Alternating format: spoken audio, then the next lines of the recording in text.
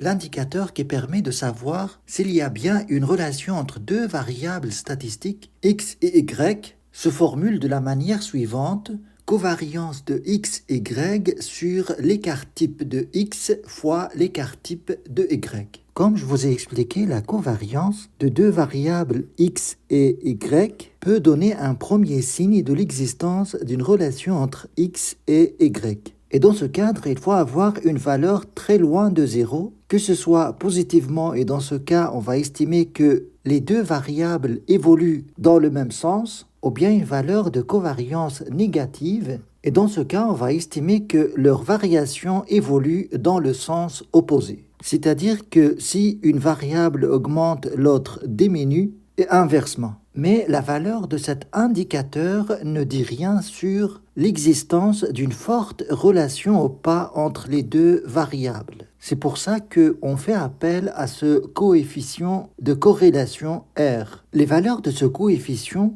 varient entre 1 et moins 1. Si R égale 1, on va estimer que la relation qu'il y a entre x et y est une relation parfaitement positive, c'est-à-dire dans ce cas, on va avoir une droite croissante. Et à l'inverse, si R égale moins 1, on aura une parfaite relation entre x et y, mais dans le sens opposé. On va avoir une droite décroissante. Avec une valeur de 0,8, on va estimer qu'il y a une forte relation entre les deux variables dans le sens positif. À l'inverse, moins 0,8, on aura une forte relation mais décroissante. Et entre 0,8 et moins 0,8, on suppose que la relation qu'il y a entre x et y est faible. Avec une valeur égale 0, il n'y a absolument aucune relation à tirer de la combinaison de x et y. En général, si on représente les données de la variable x sur l'axe des abscisses et la variable y sur l'autre axe des ordonnées, on va avoir une moyenne x bar quelque part ici et une moyenne de y bar ici. Alors, en général, la droite de régression entre x et y passe nécessairement par le point x bar, y bar. Car ce point, ça représente le centre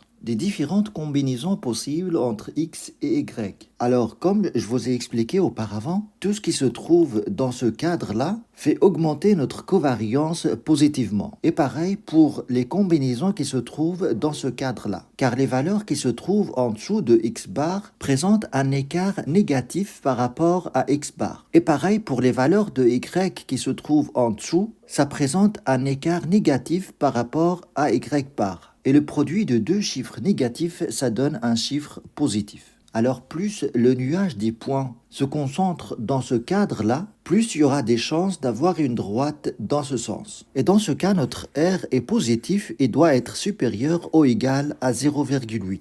Mais par contre, tous les points qui se situent dans ce cadre-là ou bien dans ce cadre-là donnent un produit des écarts négatifs. Car tout simplement, les écarts entre les valeurs qui se situent au-dessus de la moyenne représentent une valeur positive, mais par contre, si je prends n'importe point ici, celui-là par exemple, au niveau de l'axe des y, on va avoir un écart négatif. Par exemple, 2 moins 3, ça fait moins 1. Et donc, au final, le produit d'un chiffre négatif et un chiffre positif, ça donne un chiffre négatif. Et c'est pareil aussi ce côté-là. Alors dans ce cas aussi, si le nuage du point se concentre sur ces deux cadres-là, il y a une forte chance d'avoir une relation négative entre x et y. Et dans cette situation précise, notre R doit être inférieur ou égal à moins 0,8.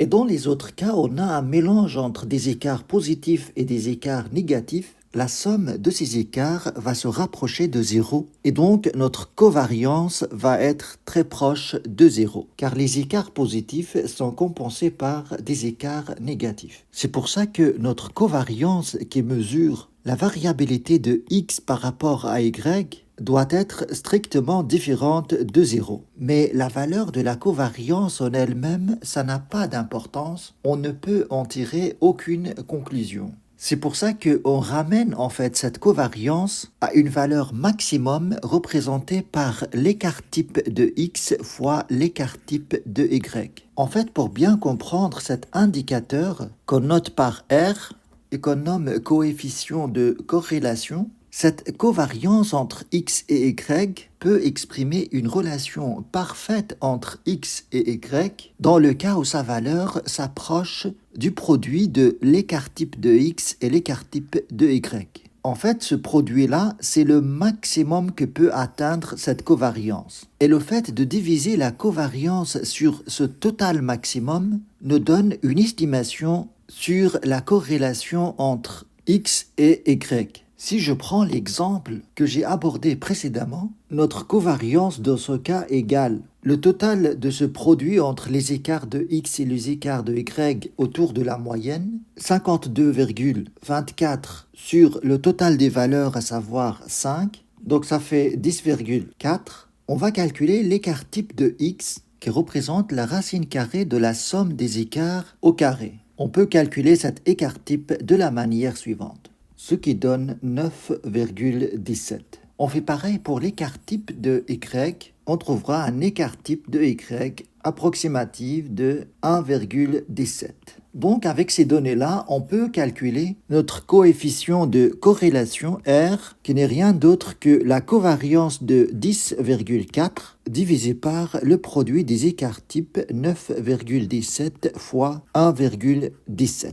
Ce qui donne une valeur très élevée de 0,96, ou plutôt 97. Et l'interprétation de ce paramètre, c'est que les deux variables x et y sont très liées, et puisque ce R est positif, on va avoir une relation positive entre x et y. C'est-à-dire que quand x est très élevé, on va avoir des valeurs élevées de y, et quand x baisse, on va avoir des valeurs très bas de y aussi.